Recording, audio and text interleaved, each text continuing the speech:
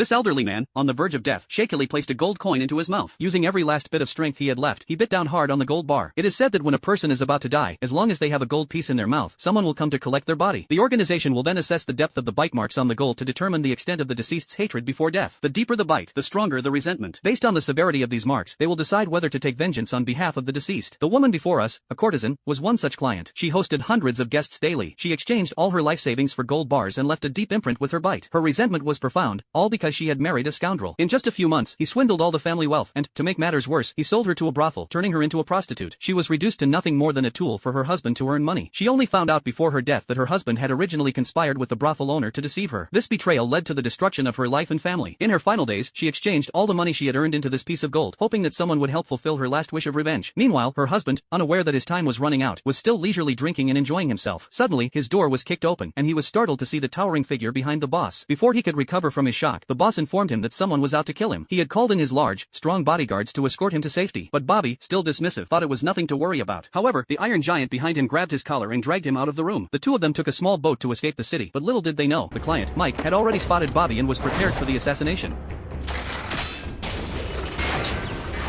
Mike pulled out a massive bow and arrow, removed his glasses, and took out a specially made giant arrow. As he stepped forward, the beam of the roof collapsed under his weight. Drawing the bow and aiming at his target, he shot with incredible force. His clothes exploded as he released the arrow.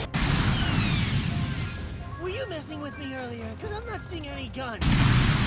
Which flipped the boat and sent both men plunging into the water. As Bobby fell into the water and saw the armored bodyguard being killed by the arrow, he was terrified. He quickly scrambled to the surface, panicked, and climbed to the shore. But just as he thought he was safe, another member of the organization appeared. The man clicked the heels of his shoes, extending sharp steel spikes from the soles. Then, he opened his mouth and let out a deafening roar. The sound was so intense that Bobby covered his ears in pain. The man, Jack, crossed the river and swiftly slashed Bobby with a sword. The speed was so quick that Bobby's upper body was severed before he even realized he was dead. At the same time, another target of the organization was the boss, the true villain responsible for destroying the lives of many young women. A young girl had been waiting by the door. The lustful boss rushed toward her, intent on taking advantage of the situation. However, he didn't realize that danger was closing in on him. The white-haired man kissed a gold foil, then delicately wrapped it around the boss's face. The foil quickly sealed his breath, and he struggled briefly before falling completely still, unable to even utter a cry for help. The white-haired man then removed his outer coat, revealing a tattoo of the Virgin Mary on his back. He was here to atone for the sins of the wicked.